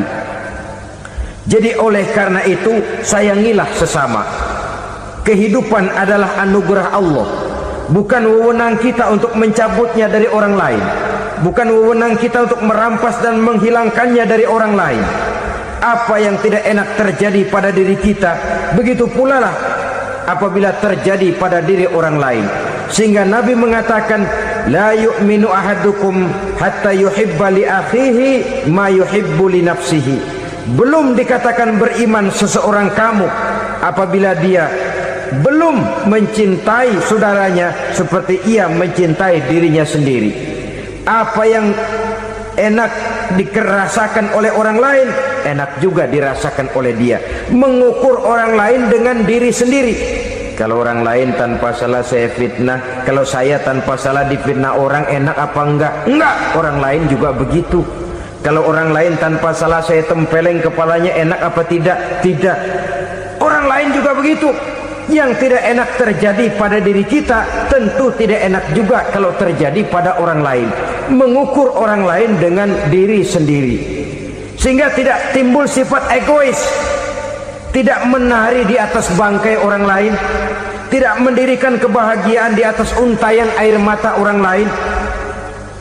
Sehingga dengan demikian saudara-saudara, dia bisa menghormati kehidupan, menghormati orang lain sebagaimana dia ingin dihormati. Inilah perbuatan ketiga yang merusak, membunuh orang lain dengan yang diharamkan Allah tanpa alasan yang benar. Yang ketiga. Kemudian yang keempat, perbuatan merusak wa aklar riba, makan riba. Hidup adalah tolong menolong. Bahasa kerennya take and give katanya. Saling memberi dan saling menerima. Nabi mengajarkan man kuraba kurbatan min kurabid dunya karaballahu lahu kurbatan min kurabi yaumal qiyamah. Wallahu fi aunil abdi madamal abdu fi auni akhihi. Siapa yang meringankan beban dari beban-beban yang dirita seseorang di dalam kehidupan dunia, Allah akan meringankan bebannya daripada beban-beban yang harus dipikulnya di hari kiamat nanti. Wallahu fi aunil abdi madamal abdu fi auni akhihi. Allah senantiasa akan menolong seorang hamba selama hamba itu masih mau menolong saudaranya. Allah selalu akan menolong seorang hamba selama hamba itu masih mau menolong saudaranya. Apabila kita sudah berpangku tangan terhadap kesulitan orang lain, biasanya pun pada saat kita mendapat kesulitan, kita akan sulit juga memperoleh pertolongan. Nah, riba alias renten, kedoknya adalah menolong orang, tapi sama juga bulu buntutnya dilepas, palanya dicekek. Menolong orang pada akhirnya menjadi beban bagi seseorang. Dan memang mencari orang-orang yang berada dalam posisi kesulitan, biasanya di daerah-daerah di mana musim paceklik, jadi lapangan kerja sulit, sedangkan urusan perut tidak bisa ditunda. Akhirnya orang terjebak ke dalam rentenir, ke dalam riba, ke dalam renten. Bunga berbunga, sehingga satu saat jumlah bunganya bisa lebih besar dari jumlah pinjaman pokoknya. Kemudian kalau juga ternyata tidak bisa dibayar, rumah jadi taruhan. Memang rumah satu-satunya, begitu rumah ditarik mulain camping. Bukankah pada akhirnya akan mewariskan kesengsaraan? Oleh karena itu, kepada kita berusahalah jangan berhubungan dengan rentenir, jangan makan renten dan riba. Kepada mereka yang melaksanakan riba, walaupun mendatangkan keuntungan materi, tapi percayalah harta yang didapat dengan jalan riba tidak akan membawa keberkahan. Manakala tidak membawa keberkahan, dia tidak akan mendatangkan ketenangan di dalam kehidupan kita. Oleh karenanya, memakan harta riba termasuk perbuatan yang merusak sendi-sendi kehidupan sosial, merusak kehidupan orang lain, merusak kehidupan masyarakat, tetangga, pergaulan dan sebagainya. Yang kelima, wa akla malil yatim, memakan harta anak yatim dengan cara yang zalim. Nih, memang lezat. Anak yatim itu nggak tahu urusan apa-apa. Kita diamanahkan untuk mengurusinya. Kadang-kadang dibentuklah panitia penyantunan yatim piatu yatimnya mah tetap kelaparan, panitianya yang pada gendut.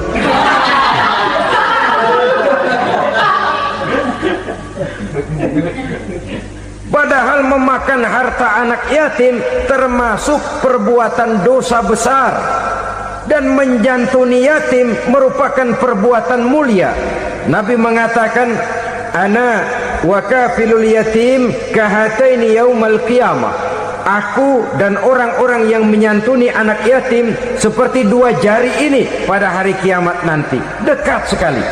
Jikalau ingin di hari akhir nanti dekat dengan Rasul, bersahabatlah dengan anak-anak yatim. Jadilah pengurus anak-anak yatim. Bangunlah panti-panti asuhan yatim. Pada saat bapak ibunya meninggal, kitalah yang menjadi orang tuanya.